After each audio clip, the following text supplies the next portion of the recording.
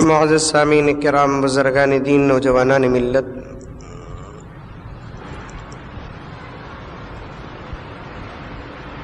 گزشتہ جمعہ میں مقدس سفر کی مقدس باتیں مختصر طور پر آپ حضرات کے سامنے عرض کیا۔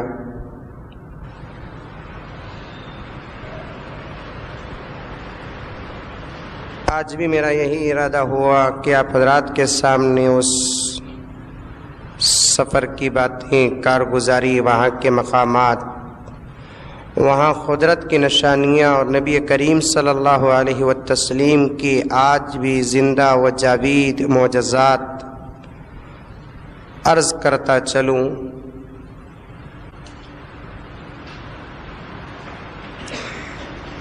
تاکہ ابھی سے آپ حضرات کے دل کے اندر اللہ تبارک و تعالیٰ کے گھر اور نبی کریم صلی اللہ علیہ وسلم کے روضے کی زیارت کا شوق تازہ ہو جائے، پیدا ہو جائے۔ ابھی سے آپ حضرات تیاری کر لیں۔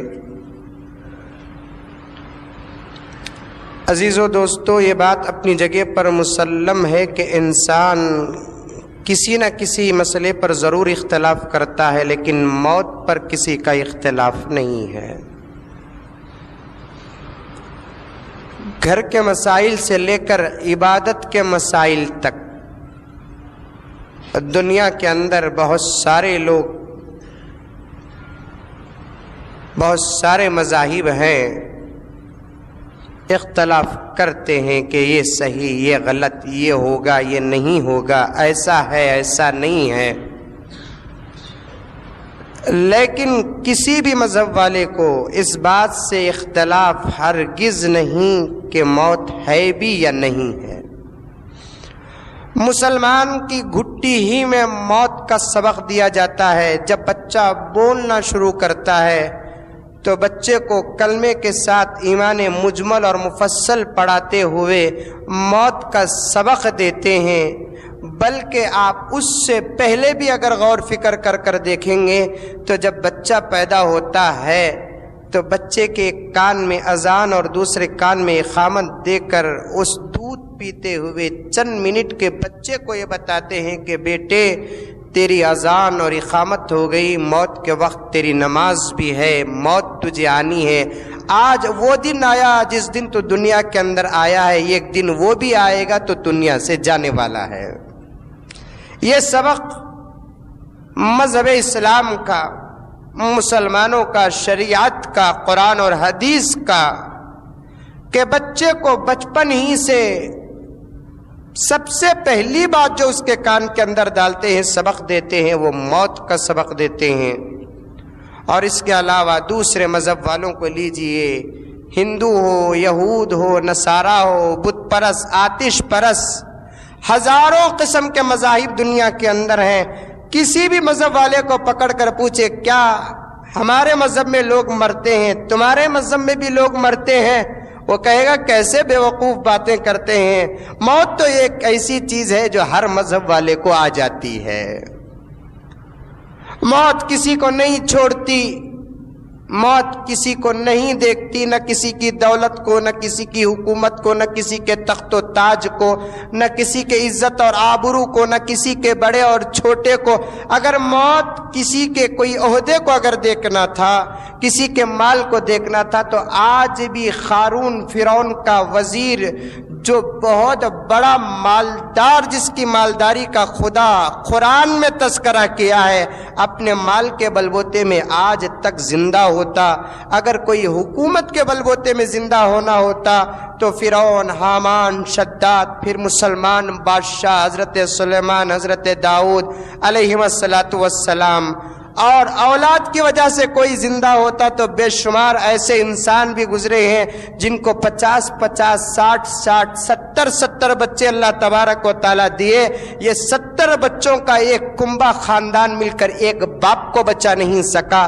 موت کسی کو نہیں دیکھتی۔ حسن کی وجہ سے کوئی زندہ ہوتا، کیسے حسین دنیا کے اندر گزرے ہیں، جو گھی سے کھانا کھاتے تھے اور دودھ سے نہاتے تھے، ایسے حسینوں کو بھی موت نہیں چھوڑی۔ موت تو اپنی جگہ پر برحق ہے۔ آپ سوچیں گے مولانا یہ مکے مدینے کے سفر کے عنوان میں آپ نے موت کو کیوں داخل کیا؟ میں موت کو اس لیے داخل کر رہا ہوں کہ دوستو، موت تو اپنی جگہ پر آنی ہے، اور کب آئے گی، کس وقت آئے گی، کس جگہ پر آئے گی، کس حالت پر آئے گی، کسی کو پتہ نہیں ہے۔ وہ اپنے اٹل وقت پر آ جاتی ہے۔ موت کا تذکرہ کرتے ہوئے قرآن فرماتا ہے اذا جاء اجلهم لا يستأخرون ساعة ولا يستقدمون، جب کسی کا کوئی وقت آ جاتا ہے، نہ ایک سیکنڈ یا ایک سیکنڈ کا 100واں حصہ جو آج کی ترقی یافتہ سائنسدان نکالے ہیں کہ ایک سیکنڈ کے 100 حصے ہیں، وہ 100 میں سے ایک حصہ بھی موت کسی کو نہ ایک مہلت دیتی ہے، نہ کسی کو ایک سیکنڈ کا 100واں حصہ پہلے آتی ہے۔ میں یہ اس لیے عرض کر رہا ہوں کہ موت تو مرنا ہے۔ خدا سے دعا کرو کہ اللہ موت سے ڈر نہیں ہے، ہم کو زندگی سے زیادہ تیری ملاقات کرنے کی خواہش اور جذبہ ہے، ہم کو ہماری زندگیوں سے زیادہ پیغمبر کے دیدار کا زیادہ شوق ہے، ہم کو زندگی سے زیادہ زندگی کے آرام، آسائش، زندگی کے سہولتیں، زندگی کی راحتیں، یہ دن و رات، یہ سورج چاند زمین آسمان سے زیادہ ہم کو جنت کی طلب ہے۔ موت سے تو ہم نہیں ڈرتے پروردگار، لیکن خواہش اور تمنا یہ ہے کہ یہ آنکھ بند ہونے سے پہلے ایک مرتبہ صحیح حرمین شریفین کی زیارت کرا کر موت دے دے۔ یہ دعا ہر مسلمان کو چاہے بوڑھا یا جوان، مرد ہو یا عورت، بچہ ہو یا بڑا، غریب ہو یا امیر، رعایا ہو یا بادشاہ، ہر کسی کو یہ دعا بالخصوص فرض نمازوں کے بعد کرنا ہے، کیونکہ اللہ تبارک و تعالی ہر فرض نماز کے بعد مسلمان کی اور اللہ کے دربار میں سجدہ کرنے والے ایک انسان کی دعا کو ضرور قبول کرتے ہیں۔ دعا کرتے رہنا چاہیے کہ موت سے پہلے اللہ تبارک و تعالی اس مقدس شہروں کی ایک مرتبہ کم سے کم، اس مرتبہ میں حجاج کرام سے جب بات چیت ہوئی، تقریر ہوئی، لوگ آ کر پوچھے کہ حضرت میں سنا فلاں مولوی صاحب سے، میں سنا فلاں مولوی صاحب سے کعبۃ اللہ پر پہلی نظر پڑتے ہی ایک اللہ کا وہ گھر ہے، انشاءاللہ سناؤں گا کہ گھر کیسا ہے، گھر کی خوبصورتی اور رونق کیسی ہے، کب بنا ہے، کیوں بنا ہے، کیا نام ہے، ناموں کا معنی کا انشاءاللہ عرض کروں گا۔ ایک بات ذہن میں آ رہی ہے کہ حجاج کرام آ کر پوچھے کہ حضرت میں فلاں مولوی صاحب کی تقریر میں سنا کہ کعبۃ اللہ پر جب پہلی نظر پڑتی ہے تو یہ دعا کرنا چاہیے کہ اللہ اس کے بعد میں جتنی بھی دعا کروں گا وہ دعا کو تو قبول فرما، کیونکہ حدیث میں آتا ہے کہ کعبۃ اللہ پر جب ایک حاجی کی پہلی نظر پڑتی ہے، آنکھ جب پہلی مرتبہ کعبۃ اللہ پر پڑتی ہے، آنکھ کے بند ہونے سے پہلے حاجی جو دعا کرے گا وہ 100% نہیں، کروڑ فیصد قبول ہو جاتی ہے، کوئی شک اور شبہ نہیں ہے۔ پیغمبر کا فرمان کہ جس عمارت کو ہم اپنے گھروں میں ٹی ویوں کے ذریعے سے یا کیلنڈروں کے ذریعے سے یا تصویروں کے ذریعے سے دیکھتے ہیں، ذرا سوچ کر دیکھیں کہ وہ عمارت ہمارے نگاہوں کے سامنے ہو۔ حجاج کرام سے جا کر آپ پوچھو کہ جب تمہاری نگاہ کعبۃ اللہ پر پڑی تو تم کو کیا محسوس ہوا؟ میں ایک حاجی صاحب سے پوچھا تو حاجی صاحب کہنے لگے قریب تاکہ میری جان چلے جائے، دل ایک عجیب قسم سے دھڑکنا شروع ہو گیا۔ یہ تو محسوس ہوتا ہی ہے، کوئی خاص بات نہیں ہے۔ عام طور پر آپ لوگوں کی بھی ہوتا ہے کہ ایک لڑکا ایک لڑکی سے محبت کرتا ہے، غائبانہ محبت، پہلی مرتبہ جب اس کا آمنا سامنا ہوتا ہے نوجوان کو بولنے کی ضرورت نہیں، مرد ہونے کے باوجود بھی ایک چوہے کی طرح تھرانا شروع کر دیتا ہے۔ کیا واقعیتاً میں لڑکی کے سامنے کھڑا ہوں؟ کیا واقعیتاً میں میرے محبوب کے سامنے کھڑا ہوں؟ کیا واقعیتاً میں میرے معشوقہ کے سامنے کھڑا ہوں؟ آنکھوں پر یقین نہیں، کانوں پر یقین نہیں، اپنے ہوش اور حواس پر یقین نہیں۔ ایک عورت اگر سامنے آ جائے پہلی مرتبہ جس سے ایک مرد چاہتا ہے تو محبت کرنے والے کا یہ عالم ہوتا ہے، ساری دنیا کا مرکز جسے پیغمبر چومے ہو، جسے پیغمبر طواف کیے ہو، جہاں پیغمبر پیدا ہوئے ہو، جہاں ہزاروں سال سے وہ عمارت آج بھی محفوظ ہے، جہاں آج بھی اس عمارت پر 120 رحمتیں نازل ہوتی ہے، جہاں آج بھی اللہ تبارک و تعالیٰ کی تجلی اس خانہ کعبہ پر پڑتی ہے، جہاں آج بھی ہزاروں فرشتے اس بات میں پیدا ہو کر اس خانہ کعبہ کا طواف کرتے ہیں، جہاں آج بھی اس کعبہ بیت اللہ پر ہاتھ لگا کر دعا کریں گے دعا قبول، نظر ملا کر دعا کریں گے دعا قبول، دل لگا کر سینہ لگا کر دعا کریں گے دعا قبول، علماء کے بیانوں میں سنیں، مفسروں کی تفسیر میں سنیں، محدثوں کی تشریح میں سنیں، بیان کرنے والے واعظوں کی واعظ میں سنیں، مقرروں کی تقریر میں سنیں۔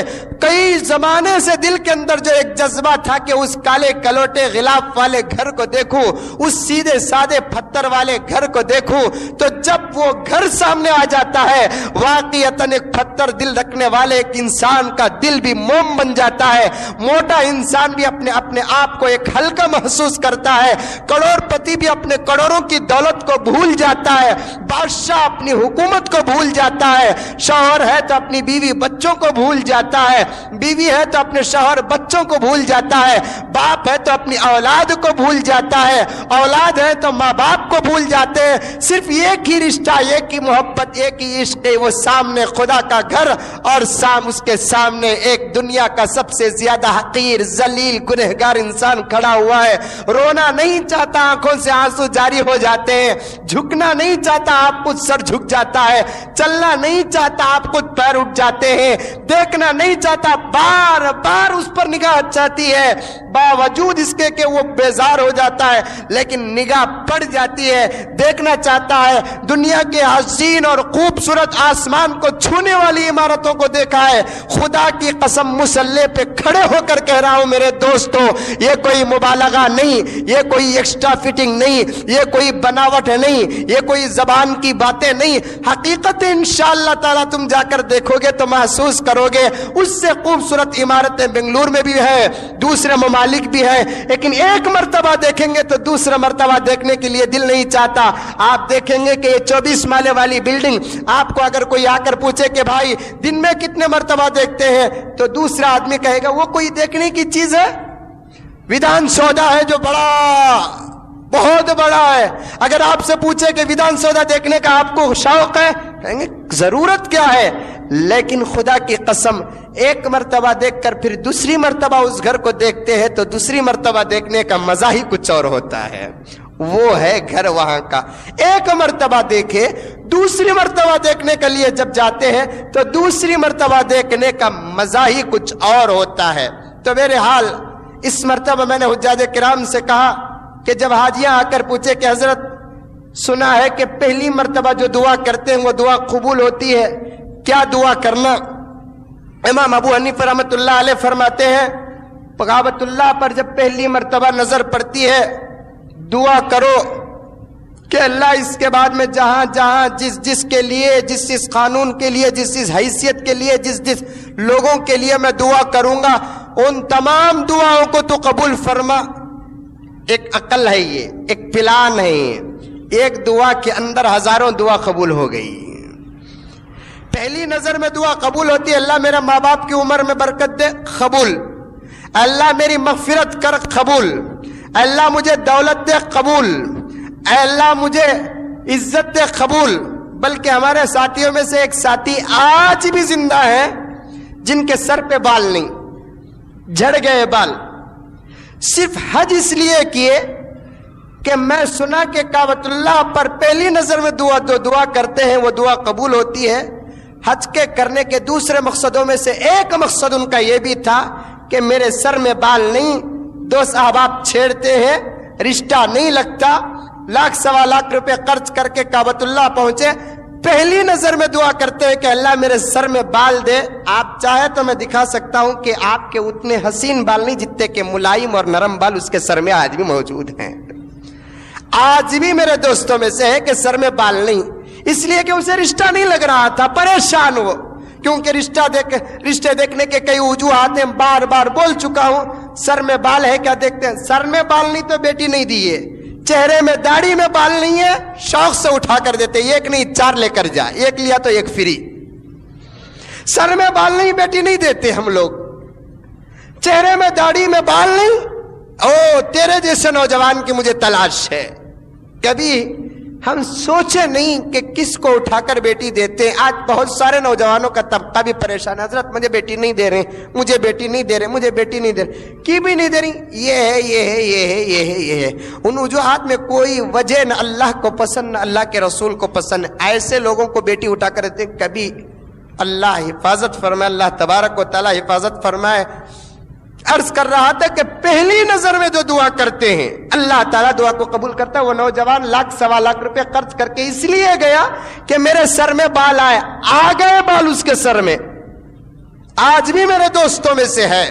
تو بہرحال حضرت امام ابو حنیفہ رحمۃ اللہ علیہ امت محمدیہ کو ایک پلان بنایا, ایک آئیڈیا بنایا, ایک عقل سکھائی کہ دیکھو ویسے تو مانگنے کے لیے ابھی آپ کو 20, 25, 30, 40 دن باقی ہیں.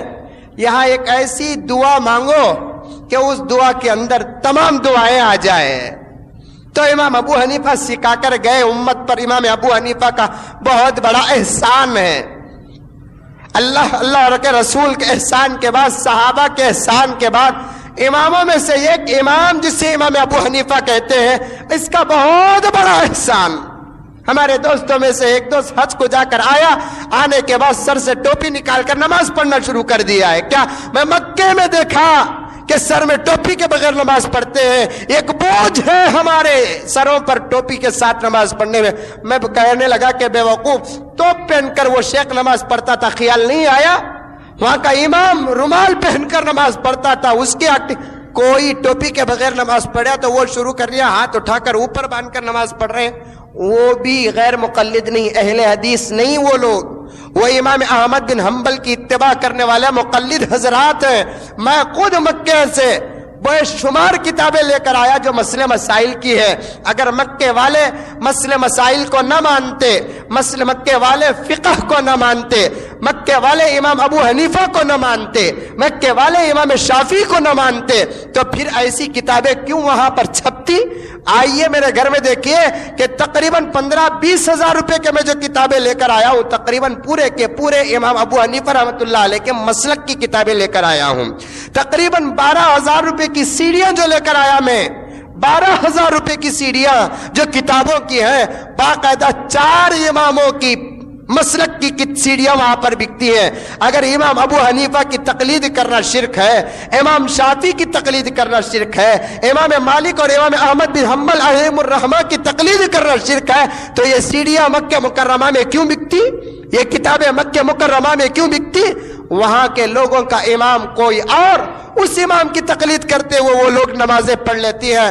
اور ہمارا امام ابو حنیفہ ہے, بہت بڑا احسان ہے. آج پورا سعودی عرب اکثر مسائل امام ابو حنیفہ رحمۃ اللہ علیہ کے مسئلوں کو ترجیح دے رہا ہے. انشاءاللہ تعالی بہت سارے علماء کرام کی پیشین گوئیاں ہیں.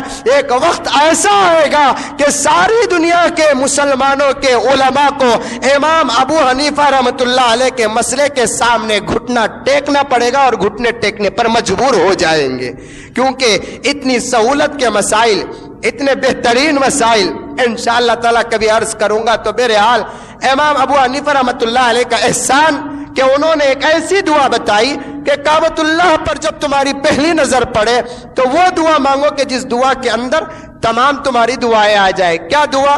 کہ اے اللہ اس کے بعد میں جتنی دعائیں مانگوں گا وہ تمام دعاؤں کو قبول فرما. تو اب یہ دعا قبول ہو گئی تو واقعتاً اللہ تبارک و تعالیٰ وعدے کی خلاف ورزی نہیں کرتے, تمام دعاؤں کو اس ایک دعا کے صدقے میں قبول کر لیتے ہیں. اس سال آ کر ایک صاحب پوچھے کہ حضرت میں کیا دعا کرنا؟ تو میرے دل سے ایک آواز آئی, دل کے اندر ایک جذبہ آیا, ارے اللہ تعالیٰ جب یہاں بلا رہا ہے دیے بغیر تو نہیں بھیجے گا, مانگے تو بھی دیتا, نہیں مانگے تو بھی دیتا ہے. سمجھ میں آئی بات؟ 4 آدمیوں کو میں میرے گھر کے اندر دعوت دیا, ایک آدمی کو بلا کر اس نے 4 کے 4 بھی میرے گھر کو آئے, 4 کے 4 بھی دسترخوان میں بیٹھے. ایک آدمی چٹنی مانگ رہا ہے, ایک آدمی سالن مانگ رہا ہے, ایک آدمی کچھ بھی نہیں مانگ رہا ہے. جب دسترخوان میں چٹنی جاتی ہے، مانگنے والا بھی ڈال لیتا ہے، نہیں مانگنے والا بھی ڈال لیتا ہے، یہ لازمی بات ہے۔ بھئی ذرا سالن لے کر آؤ، ایک آدمی کو سالن کی ضرورت تھی، گھر کا میزبان سالن کا کٹورا جا کر اس کے دسترخوان میں رکھا، ایک آدمی جو مانگا وہ بھی اٹھا کر ڈال لیا، دوسرا آدمی جو نہیں مانگا سالن آنے کی وجہ سے وہ بھی اٹھا کر ڈال لیا۔ جب اللہ تعالی ہمارے ملکوں سے، ہمارے گھروں سے وہاں تک آنے کی جو دعوت دی ہے، دعوت دے کر اللہ تعالیٰ کھلائے بغیر، دعاؤں کو قبول کیے بغیر، مغفرت کرے بغیر بھیجتے نہیں۔ اچانک میرے دل کے اندر ایک بات آئی کہ بھائی کعبۃ اللہ پر پہلی نظر پڑتی یہ دعا مانگو کہ اللہ جب تک زندہ رہوں بار بار بلاتے رہے۔ دعا قبول ہونا اللہ تعالیٰ کے ہاتھ میں، اللہ تعالیٰ قبول کریں گے۔ یہاں تک بلا کر کعبۃ اللہ کو چھی کر دعا کرے اور اللہ تعالیٰ قبول نہ کرے، یہ نہیں ہو سکتا ہے۔ میں کہا کہ اس مرتبہ یہ دعا مانگو کہ اللہ جب تک میں زندہ رہوں اس گھر کی دیدار بار بار ہر سال عطا فرما۔ بہت سارے لوگ دعا کیے ہیں، بس آپ بھی دعا کرو کہ جو لوگ دعا کیے اللہ تعالیٰ ان کے دعاؤں کو قبول فرمائے۔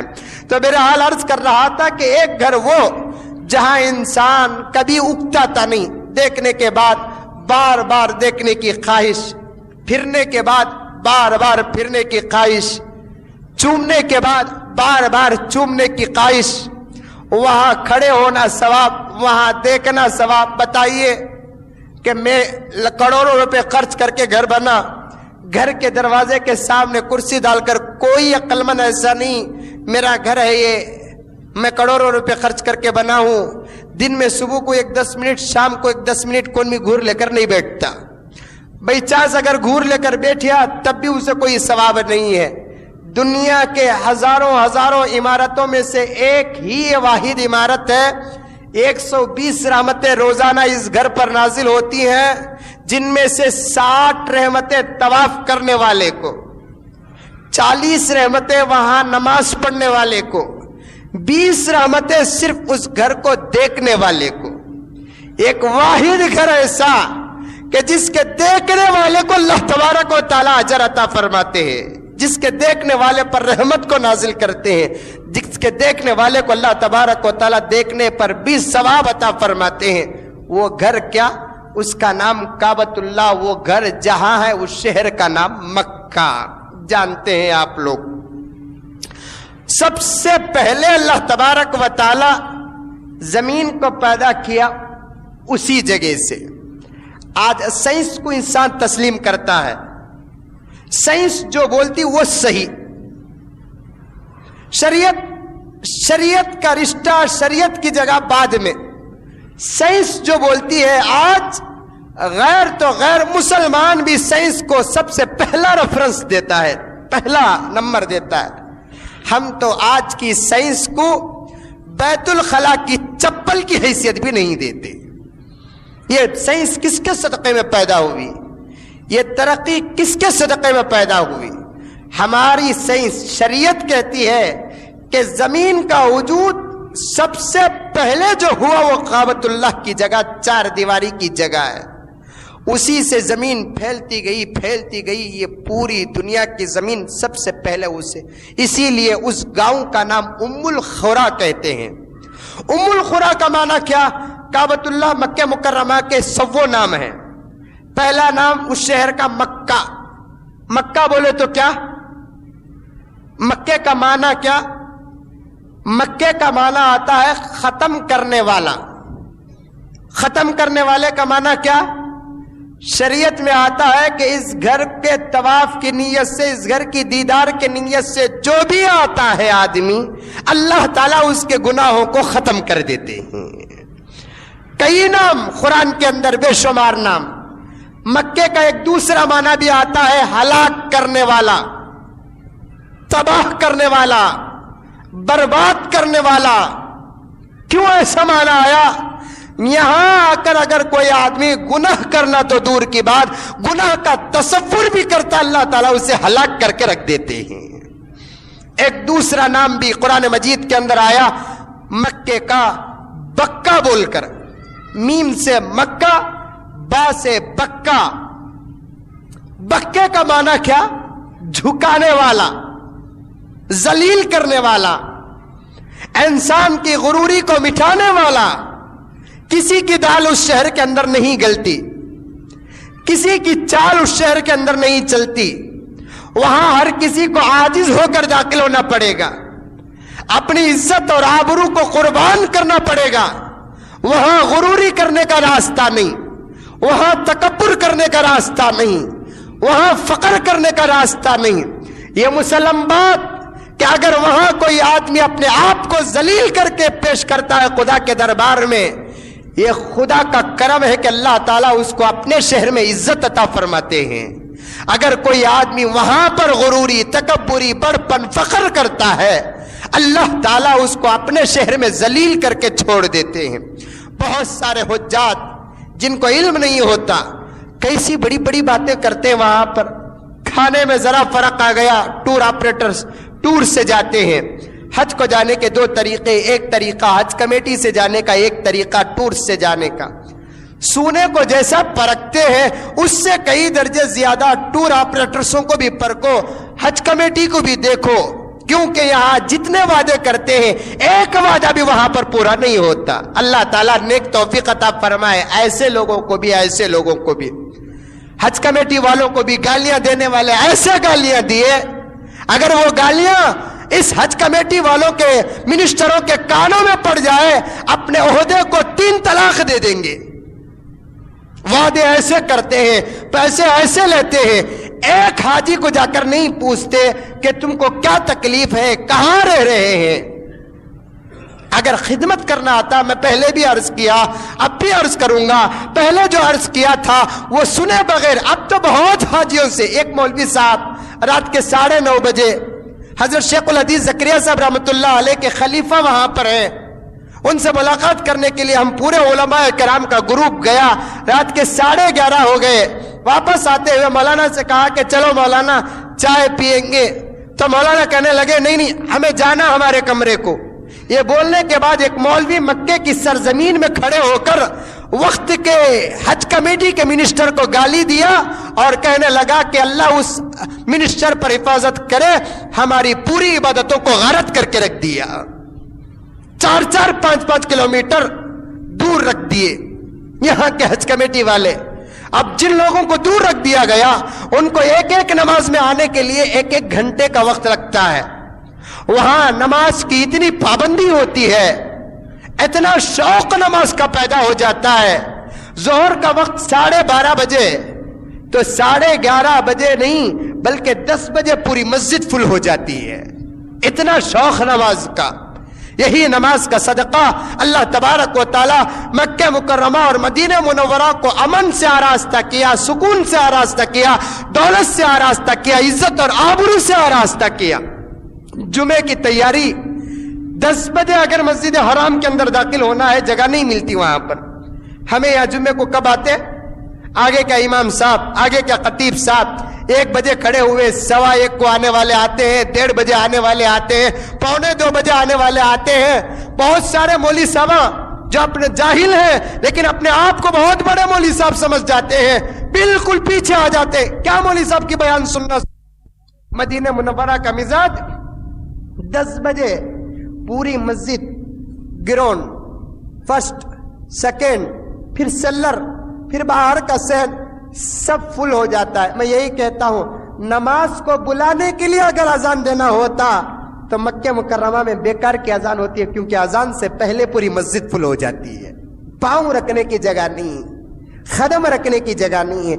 جمعے کا تو اتنا اہتمام وہاں پر ہوتا ہے، حاجیوں کا نہیں، خود مکے میں رہنے والے مکی مسلمان عربی لوگ جو بار بار وہاں پر جمعہ پڑھتے ہیں، اذان سے جمعے کے دن تو دکان کھلتا نہیں ہے۔ ہمارے محلے کے، ہمارے شہروں کے گوشت کے دکانات 2 بجے تک کھلے رہتے ہیں۔ جمعے کے دن گوشت نہیں ملتا، جمعے کے دن ترکاری نہیں ملتی، جمعے کے دن 10 بجے سے پہلے پورے دکان بند، جمعے کے دن تو باقاعدہ مارکیٹ بند رہتا ہے۔ حج کے سیزن میں کوئی کھول لیتا ہے تو کھول لیتا ہے۔ بتائیے کہ نمازوں کی اتنا اہتمام ہے تو کیا ان کی زندگیوں میں برکت نہیں آئے گی؟ ہم جتنا بولو سنتے نہیں۔ جمعے کے دن 1 گھنٹہ پہلے مسجد کو آ جاؤ، سورہ کہف پڑھو، تسبیح پڑھو، پیغمبر پر 100 مرتبہ درود بھیجو۔ کسی مسلمان کو وقت ہی نہیں ملتا، جس کا نتیجہ کیا؟ میں تو الحمدللہ وہاں پر تھا، آ کر سنا تو جو وقار مسلمانوں کا بنگلور کے اندر تھا، اپنے اعمال کی، اپنے عمل کی نتیجے میں مسلمان اپنے پورے وقار اور طاقت کو کھو دیا پورے وقار اور طاقت کو۔ کس کا نتیجہ؟ ایک دور وہ بھی تھا بنگلور کا، ایک دور وہ بھی تھا شیواجی نگر کا، ایک دور وہ بھی تھا بنگلور کے ان محلوں کا جہاں پر مسلمان رہا کرتے تھے، مسلمان کے پیشاب کی دھار سے ڈرنے والے آج پولیس کا سہارا لے کر بند دروازوں کو کھول کر جوتے مارنے والے غیر تھے، کھانے والے مسلمان تھے۔ یہ ہمارا عمل ہے۔ ایک دور وہ تھا، وہ دور کوئی 100 سال 150 سال 200 سال کا نہیں ہے، ابھی 20-25 سال پہلے کا دور دیکھو کہ بنگلور کے اندر مسلمانوں کی طاقت کیا تھی، 25 سال کے بعد مسلمانوں کی طاقت کیا ہو گئی ہے۔ عمل کو مضبوط کرو۔ پہلے بھی عرض کر رہا تھا، جب تک ہماری زندگی میں عمل کی طاقت نہیں آئے گی، یہ طاقت، یہ لنڈے، یہ گوشت، یہ لانگ، یہ تلوار، یہ بندوق، یہ روبداری، یہ بندوق، یہ روبداری، یہ غنڈہ گردی، سب ایک کتے کی بھونک سے ڈر جائیں گے۔ عمل کی طاقت سب سے پہلے پیدا کرو، اور وہ عمل کی طاقت خدا کی قسم میں نے مکہ مکرمہ اور مدینہ منورہ کے اندر دیکھا۔ نماز کا اتنا شوق، اس نماز کے صدقے میں وہاں برابر امن، سکون، چین، اطمینان، کسی قسم کا کوئی غلاٹہ نہیں، کسی قسم کی کوئی گڑبڑ نہیں، کہیں جلسے نہیں، کہیں جلوس نہیں، کہیں کوئی یہ کچھ بھی ہنگامہ نہیں ہے۔ تو میرے حال عزیز و دوستو، عرض کر رہا تھا، اللہ تبارک و تعالیٰ اس شہر کا ایک نام رکھے بکہ۔ بکے کا معنی کیا؟ کہ اللہ تبارک و تعالیٰ یہاں آنے والے کو ذلیل کر کے رکھ دیتے ہیں، بہت ہی ذلیل ہو جاتا ہے انسان۔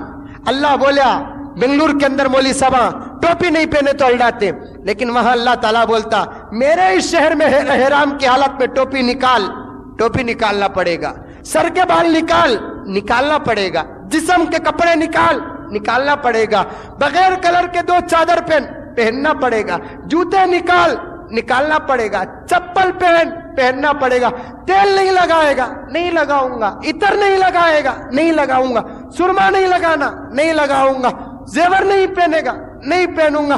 اتنا ذلیل کر کے چھوڑ دیتے اللہ تبارک و تعالیٰ۔ اسے بتانا چاہتے ہیں کہ تیری حقیقت کیا ہے۔ اپنے شہروں میں تو ٹھمکتا تھا، اپنے مال کے بل بوتے پر جو غروری کرتا تھا، اپنے حکومت کے بل بوتے پر جو غروری کرتا تھا، دیکھ میرے گھر کے سامنے میں تیری حقیقت بتا رہا ہوں۔ اس کا مطلب یہ ہوا کہ میرا گھر آئینہ ہے، تیری زندگی ایک تیرا جسم ہے، دیکھ میرے گھر کے آئینے میں تیری زندگی کو، تیرے یہ 2 کپڑے بھی صرف میرا احسان ہے، ورنہ یہ 2 کپڑے کا بھی تو قابل نہیں ہے۔ اللہ تعالیٰ انسان کو وہاں اپنی حقیقت بتاتے، بڑے بڑے بادشاہوں کو۔ حج کے 15 دن گزرنے کے بعد اچانک کمرے میں بیٹھا تھا، اچانک ایک میرا دوست آیا، آ کر کہنے لگا کہ پاکستان کا صدر آیا ہے عمرہ کرنے کے لیے، جنرل مشرف۔ میں بھی دوڑ کر گیا کہ دیکھوں ایک بادشاہ کس حالت پہ یہاں رہتا ہے۔ پہلے دور میں سنا کرتے تھے کہ وہ بادشاہ وہ انداز سے آیا، وہ بادشاہ وہ انداز سے آیا۔ آج وہ امریکہ کا چمچہ دیکھیں گے، یہاں امریکہ گری کرتا ہے، یہاں خدا کے بتائے ہوئے احکامات پر چلتا ہے۔ میں اور اس مجمع میں بھی بیٹھے ہوئے سردار شریف صاحب دیکھے جا کر تو دیکھا کہ ایک بادشاہ وہی 2 کپڑوں میں، اللہ تعالیٰ بادشاہوں کی بادشاہت کو گرا دیتے ہیں، چپل کے بغیر چل رہا ہے، سر میں ٹوپی کپڑا نہیں ہے، بس کچھ سیکورٹی ہے۔ کیوں کہ اللہ تعالیٰ فرماتے ہیں میرے سے بڑا کوئی بادشاہ نہیں ہے، یہ بادشاہ ہوگا تمہارے لیے میرے دربار میں جیسے ایک غریب ہے، یہ بادشاہ بھی ایک غریب ہے۔ میرے دربار میں جیسا انہیں ایک محتاج ہے، بادشاہ بھی میرے دربار میں محتاج ہے۔ بڑے بڑے بادشاہوں کو وہاں پر سر جھکاتے ہوئے دیکھ اللہ تبارک و تعالیٰ وہاں ذلیل کر دیتے ہیں۔ اور یہی اصول ہے کہ وہاں اگر کوئی آدمی فخر کرتا ہے، وہاں بڑائی کرتا ہے، وہاں غصہ کرتا ہے، میں ایسا کھانے والا ویسا کھانے والا، ٹور کا قصہ کیسا، ذرہ کھانے کے واسطے روٹی میں نمک زیادہ کی، سالنے میں نمک کم کی برداشت کرنا پڑتا ہے، لیکن یہاں جورو کے سامنے دال نہیں گرتی، وہاں پر ٹور آپریٹروں کے سامنے، پکاتیوں کے سامنے روبداری کرتے۔ بولتا بھئی یہاں غصہ کرنے کی جگہ نہیں ہے، یہاں نرم، یہاں خاموش، یہاں غصہ کریں گے کچھ ڈالنی غلطی, یہاں بڑپن کرو گے یہاں نہیں. تاریخ میں ایک واقعہ آیا ہے, تو ایک بادشاہ وہاں پر آ کر اپنی بادشاہت کے ساتھ کیا کرتا ہے, حج کرتا ہے. کئی دن کے بعد اس کی بادشاہت کو طوفان لگا, زلزلہ لگا. اس کے بعد اس کے ساتھ حج کرنے والا ایک آدمی جب اس کے ملک کو گیا, دیکھتا کیا ہے کہ وہ بادشاہ لوگوں کے بازار میں بھیک مانگتا ہوا کھڑا ہے. تو بھیک ڈالتے ہوئے یہ حاجی صاحب اس بادشاہ سے پوچھتے ہیں, یہ تیری حالت جو بادشاہ سے اتر کر بھیک مانگنے تک کیسے آئی؟ بادشاہ کہتا ہے, کعبۃ اللہ کے سامنے میں فخر کیا, اللہ تعالیٰ مجھے اپنے ملک میں ذلیل کر کے رکھ دیا. کعبۃ اللہ کے سامنے میں فخر کیا, اللہ تبارک و تعالیٰ مجھے ذلیل کر کے رکھ دیا. تو یہ شہر کا ایک نام آتا ہے بکہ. بکہ کا معنی کیا؟ اللہ تبارک و تعالیٰ اس شہر میں آنے والے کے غرور کو توڑ دیتے ہیں. اور ایک نام آتا ہے بلد امین, امن والا شہر. والتین والزیتون وطور سینین وہذا البلد الامین, یہ امن والا شہر. اللہ تعالیٰ مکے کو شہر کہا, واقعتاً وہ شہر ہے. اس کے علاوہ جتنے بھی دنیا کے اندر شہر ہیں پورے کے پورے جنگل ہیں. انسانیت وہاں پر ہے, وہاں پر لوگوں کے جان مال عزت آبرو کا امن. ساری دنیا نعرہ لگاتی ہے ہمارے ملک میں ہم امن قائم کریں گے, ہمارے ملک میں ہمیں امن قائم کریں گے. لیکن امن اگر دیکھنا ہے تو مکہ مکرمہ میں دیکھنا ہے. نہ کوئی جلوس, نہ کوئی جلسہ, نہ کوئی شرک, نہ کوئی بدعت, صاف کسی کی کوئی دال نہیں گلتی. حکومت اور حکومت کے ساتھ علماء جو فیصلہ کرتے ہیں وہ فیصلہ وہاں حکومت میں چلتا ہے. وہاں کی حکومت اور علماء ملے ہوئے ہیں, اس لیے آج بھی وہاں پر امن. یہاں وہ حکومت سے علماء کٹ کر ہے اور علماء سے حکومت کٹ کر ہے. اس لیے ملک اور شہر کے اعتبار سے فساد دور کی بات, گھروں کے اندر فساد ہو رہا ہے آج, گھروں کے اندر فساد. وہاں میں نے ایک بات محسوس کی, حکومت کے ساتھ علماء اور علماء کے ساتھ حکومت دونوں مل کر پورے شہر کی حفاظت کر رہے. کوئی جلوس نہیں نکال سکتے, کوئی جلسہ نہیں کر سکتے, شرک کا تو تصور نہیں اور بدعت کرنے نہیں دیتے وہاں پر. اتنا پاک شہر, لوگ اپنے اپنے کام میں, کمانا کھانا, اپنی زندگی, اپنی بیوی, اپنے بچے. یہاں رتی موقع ملا تو میں کیسا بڑھتوں کی سوچتا. اور بڑھنے کے لیے سب سے پہلا راستہ کون سا؟ جلسے مناؤ نہیں تو جلوس کرو, یہ سب سے پہلا. اور جلسے جلوس میں دیوانے بن کر داخل ہونے والے کون؟ ہمارے قوم کے بیکار کے نوجوان, جن کو کوئی کام نہیں ہے, جن کو اپنی عزت آبرو اور اپنے مقام کا کوئی. سنا وہاں پر حاجیاں پریشان وہاں پر کہ کیسا حادثہ, جلوس نکالے. وہ بھی کون نکالے؟ ہمارے قوم کے وہ منسٹر, ہمارے قوم کے وہ رہبر. اللہ حفاظت فرمائے. غصہ آ رہا ہے, ڈر بھی ہو رہا ہے کہ ایک مسلمان ہے, کہیں دعا قبول ہو جائے تو زندگی غارت ہو جائے گی. لیکن افسوس بھی اس بات کا ہو رہا ہے کہ یہ رہبر قوم کا مذاق کیوں اڑاتے ہیں؟ اپنی حکومت اور اپنی کرسی کو اگر بچانا تھا تو اپنی بیوی بچوں کو لے کر آتے روڈ میں, قوم کو کیوں لے کر آئے؟ تمہاری خوبصورت بیویاں ہیں, لے کر آنا تھا بازار میں. تمہاری خوبصورت بچیاں تھے, لے کر آنا تھا بازار میں. اپنی کرسی کی حفاظت کے لیے تم تو سب کچھ بیچے ہیں, بیوی بچوں کی عزت کا تمہارے پاس کوئی خیال نہیں. بیچنا تھا. صدام مرا عراق میں, پھانسی دیا بش امریکہ میں, اور یہاں کھجلی لگی بنگلور کے ایک منسٹر کو جن کی کرسی ختم ہوئی. کھجلی لگی ہے یہاں کے ایک منسٹر کو. احتجاج, جلوس, اپنے کرسی, اپنی میجارٹی بتانے کے لیے. اور مسلمان سے زیادہ آج دنیا کے اندر پاگل کوئی اور نہیں ہے. سوچا نہیں کہ کس کے لیے جلوس نکال رہا ہے تو, کس کی مخالفت میں نکال رہا ہے. تیری آواز شیواجی نگر سے باہر جب جا نہیں سکتی, کیا امریکہ تک پہنچے گی؟ تیری آواز بنگلور سے باہر نہیں جاتی, کیا امریکہ تک پہنچے گی؟ اگر تو قرآن کے نام پر مار کھاتا وقت کا امام احمد بن حنبل ہوتا, حدیث کے نام پر مار کھاتا وقت کا امام احمد بن حنبل ہوتا, ایک عالم کے نعرے پر اگر آ جاتا واقعتاً تیرے سے بہتر نوجوان وقت کا ٹیپو سلطان شہید بنتا. ایک بے وقوف हुकूमत का चमचा थूक चाटू के आवाज पर गए, पूरी इज्जत गारत कर लिए, आकर अफसोस हुआ कौन मरा कौन मारा और किसके लिए मुसलमान। अमन नहीं है आज। यही अल्लाह तबारक व तआला ने फरमाया मेरा शहर अमन वाला है, वहाज़ल बलदिल अमीन, ये मेरा शहर अमन वाला है। यहां आकर अमन की दुआएं करो और अपने अपने मोहल्लों में अमन पैदा करो। फसाद कभी अल्लाह तबारक व तआला पसंद नहीं करते। मरने वाला कोई और है, मारने वाला कोई और। अभी एक नौजवान साथी बोल रहा था कितना बेवकूफ है नौजवान, मिलकर एक अक्लमंद की राय पर। आज इस उन्वान को मैं बीच में क्यों ले रहा हूं, अफसोस हुआ जो बेकसूर थे उनको ले जाकर जेलों के अंदर डाल दिया गया। आज हमारे रहबरों पर कभी भरोसा मत करो, खुद मेरे ऊपर जितना भरोसा करना उतना करो, क्योंकि आज दूसरों पर भरोसा करने का जमाना ही खत्म हो गया है। इतनी कैपेसिटी पैदा करो कि मेरी बीवी बच्चों को संभालने की मेरे पास ताकत है। बस कौम के नाम पर अगर बाहर निकलना है तो बुलाने वाले की शक्ल और सूरत, उसके बैकग्राउंड, उसके तकवे तहारत को देखकर जाओ। बुलाने वाला कौन, किस मकसद से बुला रहा है, क्यों बुला रहा है, क्या वजह है बुलाने की, इसकी दावत पर कौम का कोई फायदा है या नुकसान है, पहले ये देखो, उसके बाद जाकर उसकी दावत पर लब्बैक कहो। वरना कौन की कहां की क्या की करा।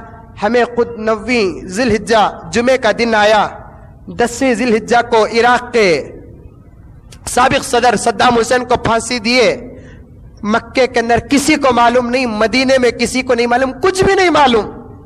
और वहां भी तुम्हारे से ज्यादा ताकत है वहां के लोगों के पास, तुम्हारे से ज्यादा ताकत है वहां के लोगों के पास। इसके साथ साथ अल्लाह ताला कुछ ना कुछ उन लोगों को अक्ल भी दी है, बड़ों के साये पे चलने का मादा भी अल्लाह ताला उन लोगों को दिया है। टीवी में देखे, उन्हें फांसी लिया, उन्हें फांसी दिया, किसी को कुछ नहीं, अपनी जिंदगी क्या, हमें क्या, चल लेकर ही। ओ इराक के सदर को, मुसलमान को, अमेरिका का बुश फांसी दे दिया, चलो निकलेंगे बाहर। कहां निकलता, अमेरिका तक पहुंचता तू? यहां के गलिया में फिर लिया तो बुश मर गया, उसके पुतले को जलाते ही उसका जनाजा उठ गया वहां। बेवकूफ कहीं का, तेरी आवाज की तो कम से कम हिफाजत कर।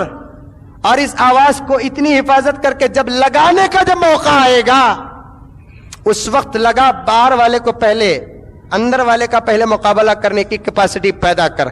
अमेरिका की पार्टी, अमेरिका की कांग्रेस, अमेरिका का बुश बात की, बेंगलुरु कर्नाटक के बीजेपी वाले, विश्व हिंदू परिषद, आरएसएस, बजरंग दल, उनके लीडर और मौजूदा हुकूमत से टक्कर लेने की कैपेसिटी पहले पैदा कर, बाद में जा अमेरिका के बुश के पास।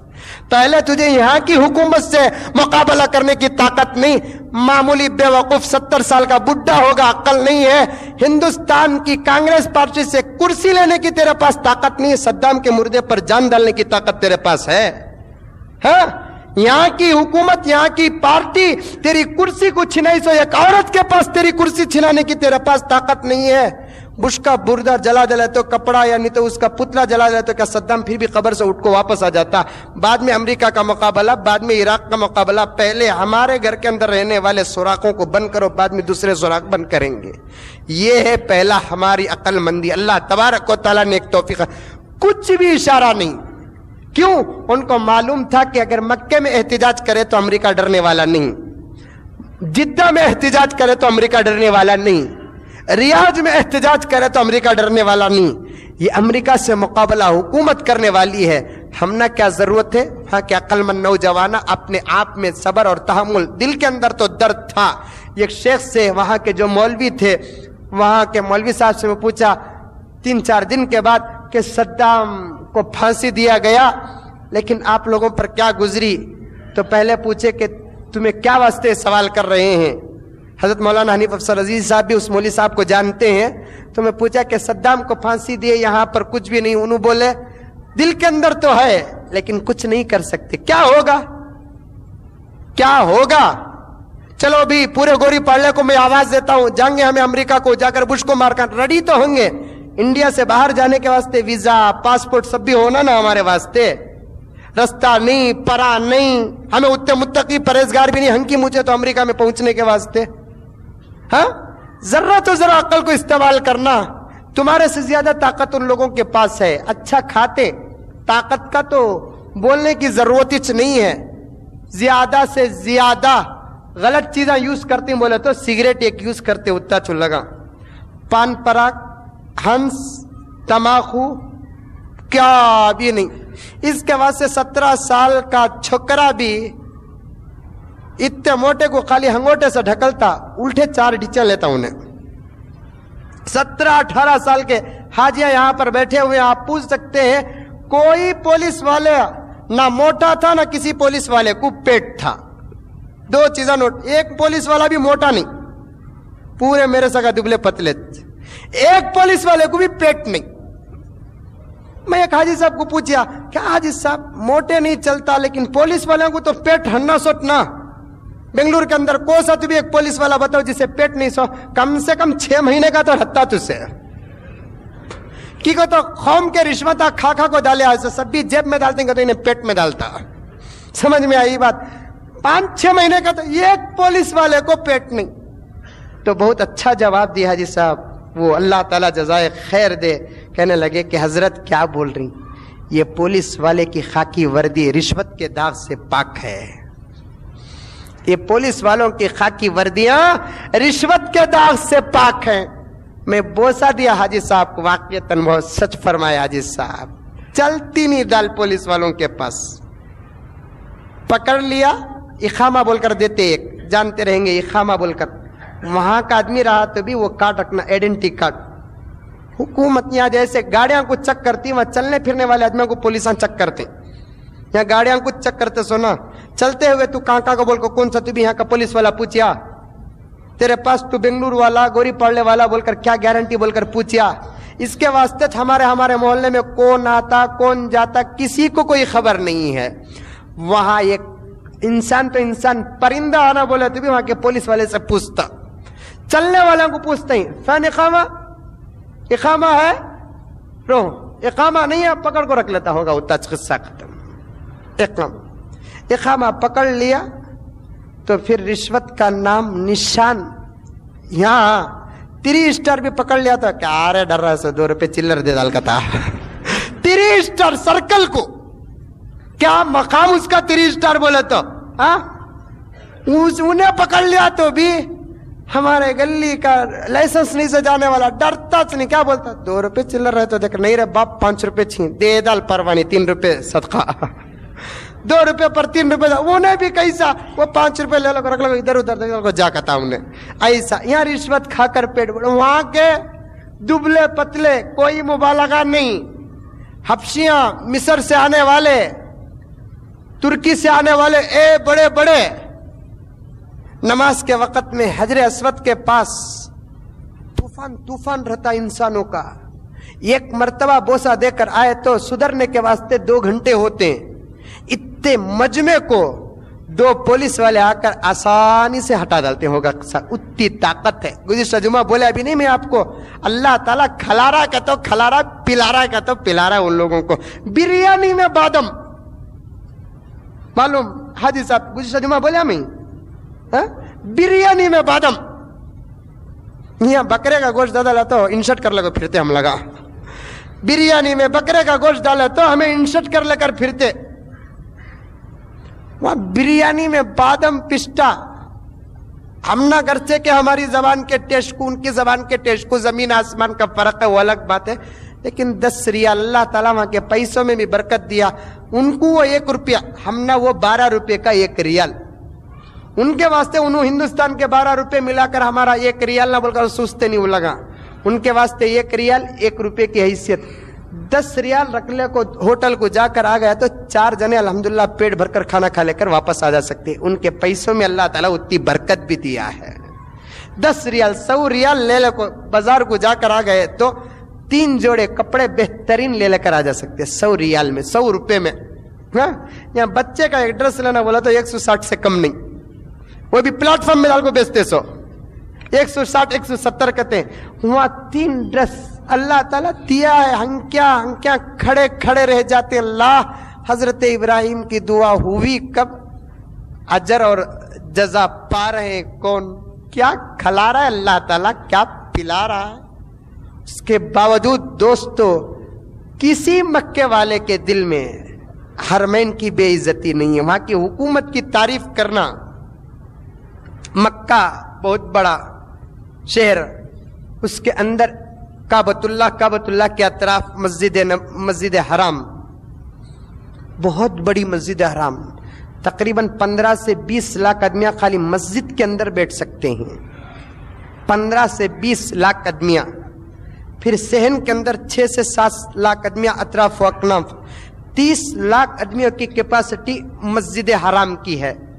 سمجھ میں آئی بات؟ مسجد کے ذمہ دار آ رہے تو دوسرے مسجد کے ذمہ دار آ رہے تو یہ بات ذرا غور سے سنو. ٹھیک ہے؟ تو میں ہمارے حاجی صاحب بھی تھے اس مسجد کے. شرط لگانا مسجد کا ممبر کون بننا کو بول کو پہلے شرط بنانا. میں چاہے تو ممبر نہیں بننا، تمہیں چاہے تو ممبر نہیں بننا. ایک 5-6 شرطاں بنا دل کو. یہ شرطاں کس کے اندر ہی کی انہیں مسجد کا ممبر بنو بولا تو کون بنتا دیکھیں گے سورما. سمجھ میں آئی بات؟ میں بولے حاجی صاحب مسجد کی ممبرشپ دینے کے واسطے شرط بنا تو پہلی شرط کیا رکھو؟ حاجی ہونا ضروری بول کر لکھو. مسجدیں چلانے کے طریقہ اور مسجدیں چلانے کی کیپیسٹی اللہ تعالیٰ جو ان لوگوں کو دیا ہے، خالی ہمارے محلے کے مسجدوں کا ایک راؤنڈ ایسا پھرو، وہاں اتنی دھول، وہاں اتنی دھول، وہاں اتنی دھول. امام صاحب مسلح میں آ کو تیمم کر سکتے، اتنی دھول رہتی مسلح میں آ کر. 30 لاکھ آدمیوں کی کیپیسٹی کی مسجد. اللہ کی قسم کھا کر کہتا ہوں، رات پوری مسجد حرام میں رہتا تھا، میں سوتا تھا مسجد حرام میں. عشاء کی نماز کے بعد سے لے کر 4:30 بجے تہجد کی اذان ہوتی تھی، تو عشاء کی نماز 7:30 بجے 8:30 تک آدمیاں تقریباً ذرے کھانے کو چلے جاتے، ذرے رہ جاتے ہیں. 9:30 10:30 11:30 12:30 1:30 2:30 3:30 7 گھنٹے کے اندر 3 مرتبہ پوری مسجد کی صفائی ہوتی تھی. 3 مرتبہ مسجد کی صفائی. طواف کرنے کی جگہ مسجدوں کے احاطے میں باقاعدہ پانی ڈال کر، صرف وہاں کے اس زمانے کے چیزاں ڈال کر، خوب خوشبو والے لکوڈاں ڈال کر 3 مرتبہ صفائی کرتے تھے. چیلنج ہے میرا کہ مسجد حرام میں داخل ہو جا کر وہاں دھول، وہاں کچرا، وہاں یہ پڑے ہی، وہاں حاصراں بے ڈھنگے ہی، وہاں لکڑیاں پڑے ہی، وہاں یہ کرے ہی وہ کرے، اتنا نہیں دکھا سکتے. وہاں پر اتنی مینٹنس، وہاں پر کروڑوں روپے وہاں کی صفائی پر. ارے مسجد اتنی بڑی ہے، وہ مینار پر دھول، وہ دریچے میں دھول نہیں دکھا سکتے ہیں. اتنا پاک رکھے ہیں وہاں کے مسجداں.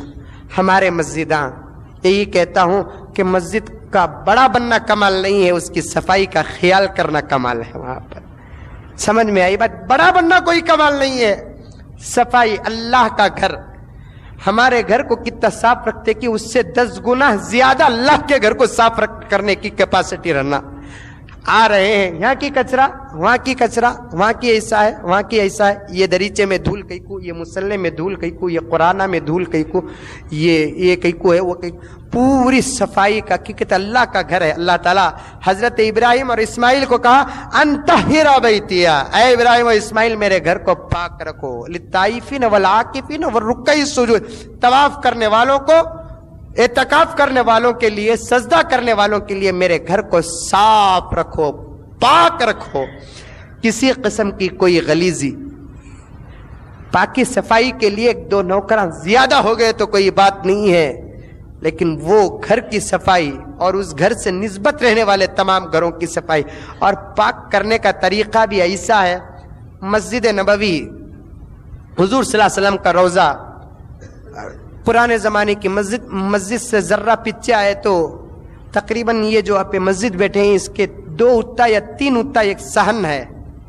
حضور صلی اللہ علیہ وسلم کے زمانے میں حضرت ابو طلحہ رضی اللہ تعالیٰ عنہ کا باغ تھا. وہ پوری مسجد میں چھت ڈالے تو چھت پڑتی ہے، لیکن اتنے حصے میں چھت نہیں پڑتی آج بھی. وہ حضور صلی اللہ علیہ وسلم کا معجزہ. وہاں مشین کے چھتریاں بنا ڈالے دھوپ سے بچنے کے لیے. دھوپ رہی تو چھتری، بارش رہی تو چھتری، نہیں تو وہ چھتریاں ایسا بند ہو جاتے ہیں. بہرحال نیچے بہترین فرش ڈال کر ہی مسجد نبوی ہو یا مسجد حرام ہو، ایک وقت کی نماز کے لیے 1 گھنٹہ پہلے لوگان چلے جاتے ہیں. فجر کی نماز کو تہجد میں جا کر جگہ پکڑ کر وضو کی حفاظت کرتے ہوئے بیٹھتے وہاں پر. کیوں تو اندر نماز پڑھنے کی بڑی خواہش تھی لوگوں کو. फजर की नमाज पढ़ लेकर आ गए, जोहर की नमाज को चले गए तो असर की नमाज पढ़कर आने वाले आते, असर की नमाज के बाद मगरिब को चले गए तो ईशा की नमाज पढ़कर आने वाले आते। ऐसा जगह पकड़कर बैठ जाते वहां पर, पहली सफ को ऐसा लड़ते, वहां पर ढकला ढकली जो होती है, मैं समझता हूँ खाली वो पहली सफ में बैठने के जज्बे के सदक़े में अल्लाह ताला उन लोगों की मग़फ़िरत कर देता होगा। उतना जज्बा पहली सफ में। हमें पीछे बैठेंगे रे बात, चप्पल की जगह में पब्लिक बहुत ज्यादा हो जाती, पीछे बैठ को पहले नमाज पढ़ोगे चप्पल वाले को भाग जाते।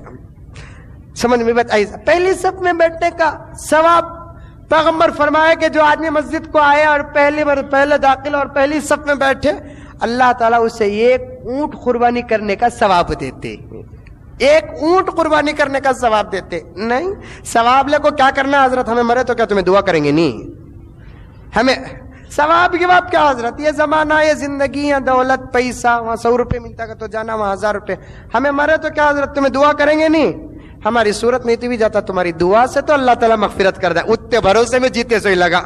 हमारी मगफिरत होना ना पहले, कौन के रास्ते में चुनखा लगाया तो मांगने वाला उसके पास मांगा करते, तो वो आमतौर पर कहावत है चुनखाऊ को मंखाऊ सलाम करे बोल को। समझ में आई बात? क्या गारंटी कि हमारी भी मगफिरत होती बोलकर।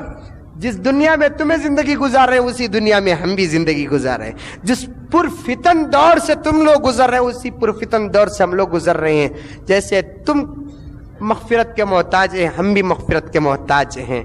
तुम हमारे लिए दुआ करो, हम तुम्हारे लिए दुआ करेंगे, लेकिन अमल हम हमारा करेंगे, तुम तुम्हारा करो।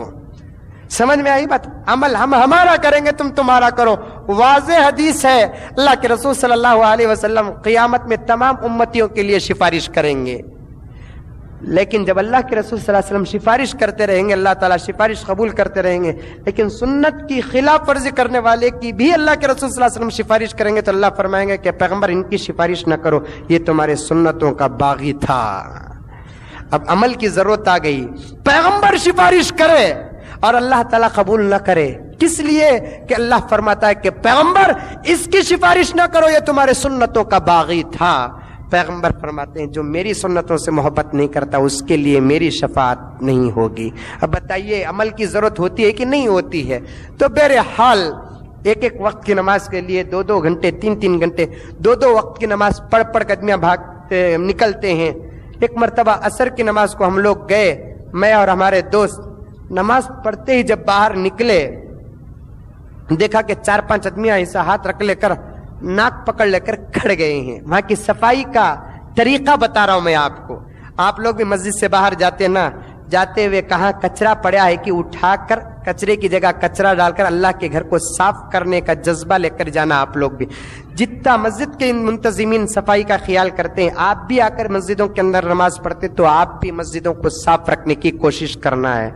छोड़ रे बा हमें तो चंदा दे अलते ना मस्जिदा साफ करने के, ऐसे मौजन साहब आई, खादिम आई, नहीं, आप भी किसी जुमेरात को आओ मौजन साहब के पास, मौजन साहब मस्जिद झाड़ते नहीं, सभा को जुम्मा, मोहल्ले के अंदर कितने नौजवान आई क्या करते, जुमेरात के दिन शाम को है मौजन साहब सभा जुम्मा है, चलो हमें सब मिलकर मस्जिद की सफाई करेंगे। साफ करे तो हाथा नहीं टूटते, लखवा नहीं मारता। 1 घंटा अल्लाह के घर को साफ करोगे, बदले में क्या मिलता मालूम आपको?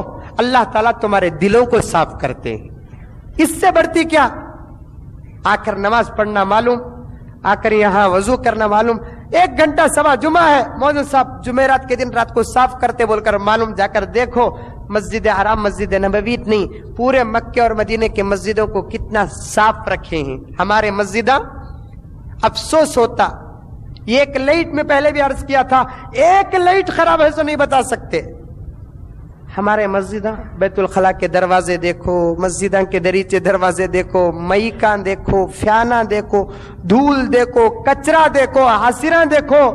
शाह अबरारुल हक साहब रहमतुल्लाह अलैह, अल्लाह तबारक व तआला उनको गरीक़े जन्नत करे, कैसे बुजुर्ग थे, फरमाया वो मुतवल्ली जिसकी पीरियड में मस्जिद की हसीर फटी हुई है, अल्लाह ताला सिवाय उसके कब्र में अजाब के और कुछ नहीं देंगे। मैं मुतवल्ली बना, मैं सदर बना, मैं सेक्रेटरी बना मस्जिद का, और मैं 2 साल या 3 साल की पीरियड में अल्लाह के घर की हसीर अगर फटी हुई है خواہش ہے کہ میرے گھر میری پیریڈ میں میری مسجد کی حصیریں صاف رہے، مصلی صاف رہے، سب کچھ صاف رہے.